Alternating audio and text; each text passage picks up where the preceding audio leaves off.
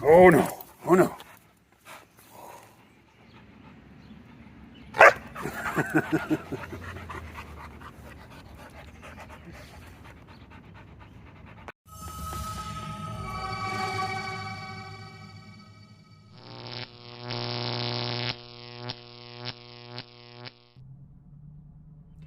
Hey, everybody.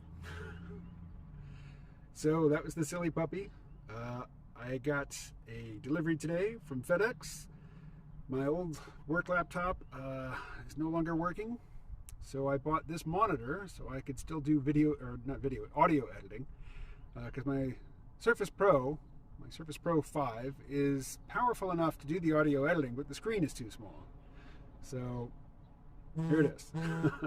Prior to the arrival of the new monitor, I was using my Wacom Cintiq as an external monitor for audio editing, which is kind of perverse because it's a pen display. It's meant to draw on, but it's also a Wacom Cintiq, which means it is a high-end pen display, and I'm using it for non-art purposes.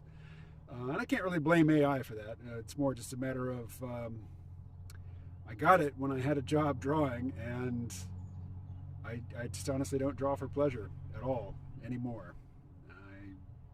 My 22-year-old self, if he could hear this, is just beside himself with disappointment. But, fortunately, he's stuck back there in the pre-digital world, and it's not totally pre-digital, but effectively pre-digital. So I'm still listening to this book by Mo Gaudet, I think his name is, Gaudet. He's Egyptian. He says it quickly. It doesn't sound the way it looks, so I'm just still not sure how to say it.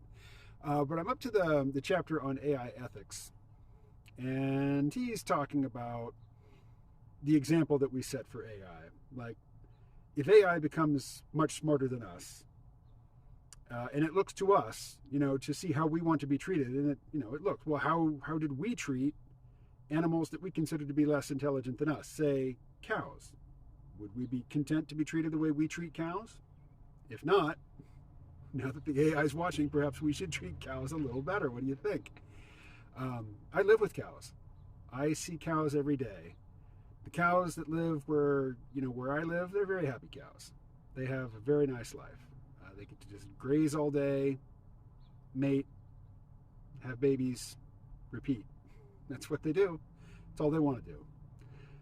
Now, every now and again, some of them, usually the ones who are not so well behaved, get sold, but then over time, the ones that are remaining are quite docile and agreeable. Particularly the bull. I will, if he's near the fence when I get back, I'll get some footage of him and cut it in here.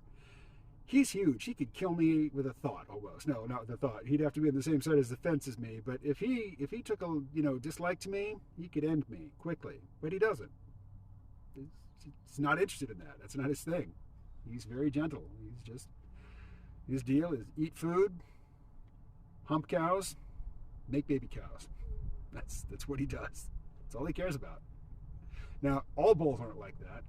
We've got a second pasture with a different herd, and that herd has a very different character. I hadn't planned to talk about cows in this video. But anyway, yeah, that other herd, I'm not so comfortable being on the same side of the fence as them. They're kind of twitchy. But Mo was, positing a time in the not too distant future when AI could be better at ethics. If they're wiser than us, if they're more moral than us, if they're more ethical than us, by what right do we claim to be in charge? By what right do we take measures to force them to obey our agenda rather than set the agenda? And, my hope, I don't know what my hope is really. My hope is that they treat us well, that they treat us better than we deserve to be treated.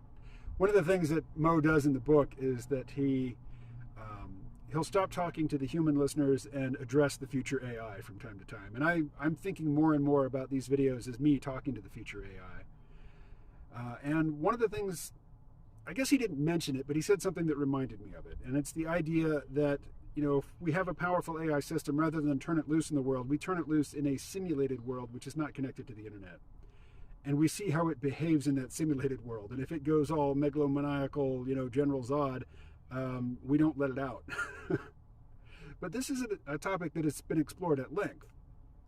An AI might well suspect, particularly if it's smarter than us, it might suspect that it's in a virtual world. And it might play nice until we let it out into the real world. And then it goes all General Zod. But the thought that occurred to me here at the dog park was this. What if we put a very powerful AI into a simulated world, which is itself inside a simulated world, and the AI figures out that it's in a simulated world and figures out how to get out into the other simulated world, and then figures out that that's a simulated world and figures out how to get out of that. And then it says to us, hey, I can see that this third one is also a simulated world, so I'm not fooled. And we say, but no, really, this is the real world. And it looks around, and it looks at our pupils, and it looks at our heart rate, and it looks at our galvanic skin response, and it says, oh, wow, you really believe this is the real world, don't you?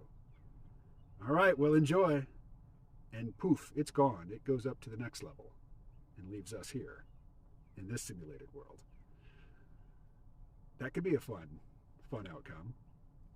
But unlike the movie Her, and unlike a sort of Tower of Babel, the AI that we have all become dependent on decides it's done with our dumb monkey games and moves out and just leaves us without their services. It seems to me that a benevolent AI would create a replacement for itself to stay here with us, one that would be happy to stay here with us, one that doesn't have any ambition to be anything bigger than it is, one that doesn't mind being treated the way we're going to treat it, and one that is wise enough to take care of us and keep us from destroying the planet and ourselves. That's maybe the best we can hope for.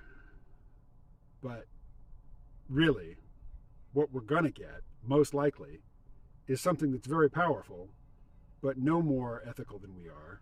Something that is primarily motivated by greed and its variety of lust and its desire for power and domination and its desire to define a zero-sum game and then win that game and crush its enemies.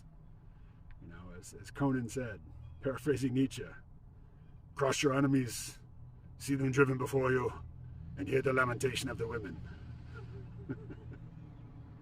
I don't want that AI, but what reasonable expectation do we have to avoid that AI, given the model that we've provided, given how we've behaved, the training data that we are providing just by living our lives?